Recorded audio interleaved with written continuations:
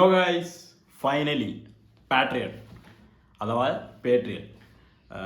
അപ്പോൾ സിനിമ കണ്ടിരിക്കുകയാണ്. നമ്മുടെ ലാലേട്ടൻ്റെയും മമ്മൂക്കേൻ്റെയും മോളിവുഡിലെ big ഗംസിൻ്റെ reunion. 10-13 വർഷത്തിന് ശേഷം അവർ ഒരുമിച്ച് ഒരു ഫ്രെയിമിൽ വരുന്ന സിനിമ.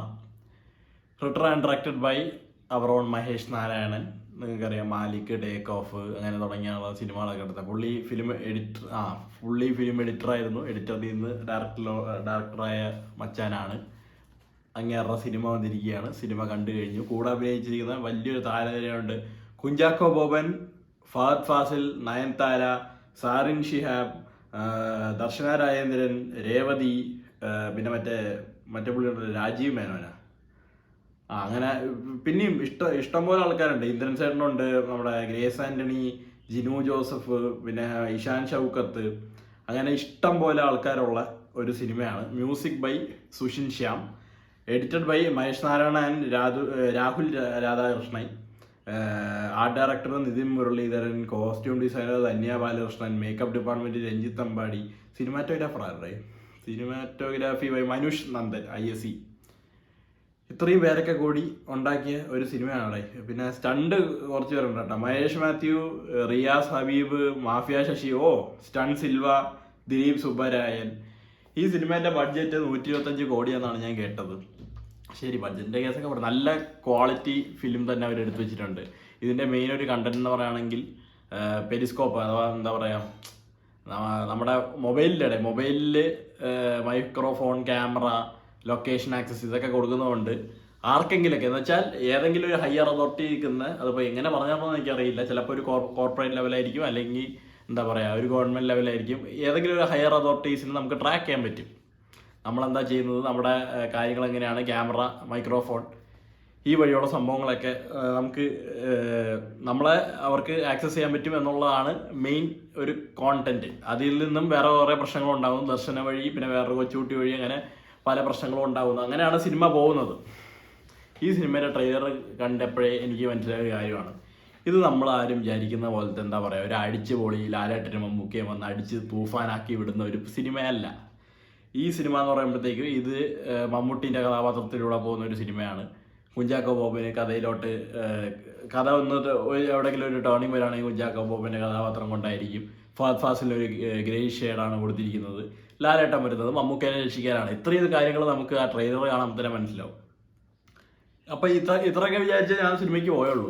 പക്ഷേ എനിക്കൊരു ശോക എക്സ്പീരിയൻസ് ആണ് കിട്ടിയത്. ടു ബി ഓണസ്റ്റ്, എനിക്ക് അത്ര എന്താ പറയുക, എന്തെങ്കിലുമൊക്കെ കോട്ട് ചെയ്ത് ഞാൻ പറയുകയാണെങ്കിൽ ഒരു ആവറേജ് പടമെന്ന് വേണമെങ്കിൽ എനിക്ക് പറയാൻ പറ്റും. കാരണം പടത്തിൽ ഒരു ഹൈ മൊമെന്റ്സ് ഇല്ല, ഒരു ഇമോഷണൽ കണക്റ്റ് ഇല്ല. ഈവൻ സുഷിൻ്റെ മ്യൂസിക് പോലും നല്ല രീതിയിൽ പ്രവർത്തിച്ചിട്ടില്ല. എനിക്കങ്ങനെ പേഴ്സണലി തോന്നി. എൻ്റെ വ്യക്തിപരമായിട്ടുള്ള അഭിപ്രായം മാത്രമാണ്. നിങ്ങൾ സിനിമ കാണുമ്പോൾ നിങ്ങൾക്ക് വേറെ ആയിരിക്കും തോന്നിയിട്ടുണ്ടാവുക. എനിക്ക് പേഴ്സണലി ഇത്രയും കാര്യങ്ങൾ ഞാനിപ്പോൾ പറഞ്ഞ ഇത്രയും കാര്യങ്ങൾ മനസ്സിൽ വെച്ച ഒരു എക്സ്പെക്ടേഷൻ എന്ന് പറഞ്ഞൊരു സംഭവമേ ഇല്ലാതെയാണ് ഞാൻ സിനിമയ്ക്ക് പോയത്. പക്ഷേ സിനിമ കണ്ടു കഴിഞ്ഞപ്പോഴത്തേക്കും എനിക്ക് കാര്യമായിട്ടൊന്നും തോന്നിയില്ല. കാരണം എന്ന് വെച്ച് കഴിഞ്ഞാൽ ലാലേട്ടനെയും മമ്മൂക്കേനെയും മര്യാദയ്ക്ക് നിർത്തിയിട്ടുള്ള ഒരു ആക്ഷൻ സീക്വൻസ്, ഒരു കൊറിയോഗ്രാഫി ചെയ്തിട്ടില്ല. സംഭവം നമുക്ക് പറയുമ്പോൾ ശരിയാണ്, നമ്മൾ ആരാധകർ കാണണമെന്ന് വിചാരിക്കുന്നതായിരിക്കില്ല ഡയറക്ടറിൻ്റെ വിഷൻ, പുള്ളീൻ്റെ വിഷൻ വേറെ ആയിരിക്കും. പക്ഷേ എത്രയോ അധികം കൊല്ലത്തിന് ശേഷം ലാലേട്ടനും മമ്മൂക്ക ഒരു ഫ്രെയിമിൽ വരികയാണ്. അതിലും നമ്മൾ കണ്ട ആ ടീസറിലെ ആ ഒരു നടത്തത്തിൻ്റെ ആ ഫ്രെയിമില്ലേ, ലാലേട്ടൻ മറ്റേ എന്താ പറയുക ആർമീൻ്റെ യൂണിഫോമിലും, മമ്മൂക്കയാണെങ്കിൽ ഒരു എന്താ പറയുക ആർമിയിലെ തന്നെ വലിയൊരു കേണലല്ല വേറെന്തോ റാങ്കിങ് ആണ് പുള്ളിക്ക്. ആ ഒരു ലുക്കിലൊക്കെ നടന്നു വരുന്നത് കാണുമ്പോഴത്തേക്ക് നമുക്കൊരു സന്തോഷം ഉണ്ടാവും. അത്രേ ഉള്ളൂ സിനിമയിലും ഇവർ തമ്മിലുള്ള ഒരു കോൺവെർസേഷൻ സീനുണ്ടോ, ഒരു കാറിലൊക്കെ ഇരുന്ന് കുഞ്ചാക്കോ ബോബനൊക്കെ ആയിരുന്നു. നിങ്ങൾ കണ്ടിട്ടുണ്ടോ ഒരു കാർ ചേസ് ഉണ്ട് സിനിമയിൽ, വെടിവെപ്പും പുകയൊക്കെ. അതിന് മുമ്പത്തുള്ള ഒരു സീനൊക്കെ ആയിട്ട് സിനിമയിലുണ്ട്. അതൊക്കെ എന്താ പറയുക കുഴപ്പമില്ല എന്ന് പറയാനല്ലാതെ നമ്മൾ പണ്ട് ലാലേട്ടനും മമ്മൂക്കേനെയൊക്കെ കണ്ട നരസിംഹമോ അല്ലെങ്കിൽ 2020യോ ഈ വക സാമാനങ്ങളോ ഒന്നുമേ എന്നുവെച്ചാൽ അങ്ങനത്തേതല്ല, ആ രീതിയിലുള്ള സിനിമയല്ല ഇത്. പക്ഷെ നല്ല രീതിയിലുള്ള ഒരു കോൺവെർസേഷൻ രംഗം പോലും ഇല്ല. മമ്മൂക്ക വരുന്നു, മമ്മൂക്ക ചെയ്യേണ്ടത് ചെയ്യുന്നു, അങ്ങനെ പോകുന്നു. കുഞ്ചാക്കോ പോകാൻ വേറെ ഏതോ വഴിക്ക്, ഫഹദ് ഫാസിൽ വേറൊരു വഴിക്ക്. നയൻതാരന് ഈ സിനിമയിൽ ആവശ്യമുണ്ടോ എന്ന് പോലും എനിക്ക് സംശയമാണ്. 4-5 സീൻസ് ഉണ്ടായാലായി പുള്ളിക്കാരിക്ക്. എനിക്ക് തോന്നുന്നു ഒരു വീക്കോ എല്ലാം പുള്ളിക്കാരീനെ വിളിച്ച് അത്യാവശ്യം പരിപാടി വല്ലതും ചെയ്യാനുണ്ടാവും. അല്ല അതിൽ കൂടുതലായിട്ട് പുള്ളിക്കാരിക്കൊന്നുമില്ല. സാറിൻ ഷിഹാബിന് അത്യാവശ്യം നല്ല സ്ക്രീൻ ടൈം ഉണ്ട്. പുള്ളിക്കാരി അത്യാവശ്യം നല്ല എന്ന് വെച്ചാൽ ചെയ്തിട്ടുണ്ടെന്നല്ല, അത്യാവശ്യം സ്ക്രീൻ ടൈം ഉണ്ട്. മമ്മൂക്കേൻ്റെ ഒപ്പം തന്നെ കുറേയൊക്കെ ചെയ്ത് അങ്ങ് പോയിട്ടുണ്ട്. അതൊന്നും ഞാനൊരു പ്രശ്നമായിട്ട് ഞാനൊന്നും കണക്കാക്കുന്നില്ല. സിനിമയ്ക്ക് ഒരു എന്താ പറയുക, ഇമോഷണലി നമ്മളെ പിടിച്ചിരുത്താൻ, അല്ലെങ്കിൽ ഒരു സീനെത്തുമ്പോൾ, അല്ലെങ്കിൽ ഇന്നൊരു കഥാപാത്രം മരിക്കുമ്പോൾ നമുക്കൊരു വിഷമം തോന്നിക്കാൻ ആ ഒരു സംഭവം ഇല്ല സിനിമയിൽ. ഇനി ഉണ്ടെങ്കിൽ എനിക്ക് പേഴ്സണലി ഉള്ളതായിട്ട് തോന്നിയില്ല, ടു ബി ഓണസ്റ്റ്. എനിക്കത് ഭയങ്കര ഒരു കല്ലുകടിയായിപ്പോയി ഈ സിനിമ കണ്ടു തീർത്തപ്പോഴത്തേക്ക്. എന്താണെന്ന് പടപടയെന്നായിപ്പോയി. പിന്നെ 3 മണിക്കൂർ എനിക്ക് വലിയ സിനിമ പരിജ്ഞാനമൊന്നുമില്ല. എന്നാലും ഞാൻ പറയാണ്, ഈ എഡിറ്റർ മച്ചാൻ പുള്ളിയുണ്ട്, പുള്ളീൻ്റെ കോ എഡിറ്ററായിട്ട് വേറൊരു പുള്ളി കൂടി രാഹുൽ രാധാകൃഷ്ണൻ എന്ന് പറഞ്ഞ മച്ചാനുണ്ടായിരുന്നു.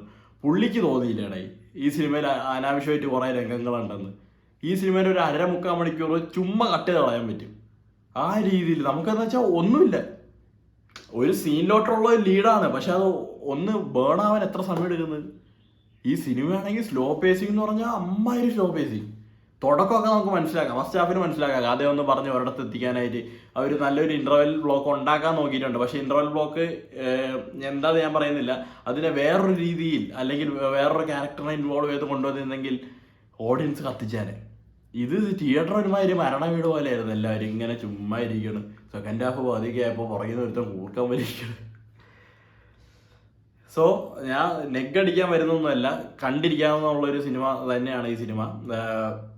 എന്താ പറയുക, ചുമ്മാ സമയം കളയാനുണ്ടെങ്കിൽ പോയി കാണുക എന്ന് ഞാൻ പറയുള്ളൂ. കാരണം അല്ലെങ്കിൽ നിങ്ങൾ എന്തായാലും സിനിമ കാണാൻ തീരുമാനിച്ചവർ കാണും. ഇന്നിപ്പോൾ ഷോസ് ഫുള്ള് സോൾഡ് ഔട്ടായി. ഇനി നാളെ ആയാലും ആൾക്കാരുണ്ടാവും, വീക്കെൻഡ്സിലൊക്കെ ഫാമിലിയെ കയറും.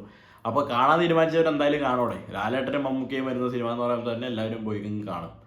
പിന്നീടാണ് വേർഡിക്സ് വരുന്നത്. അപ്പോൾ അത്ര എനിക്ക് പേഴ്സണലി പറയാനുള്ളൂ.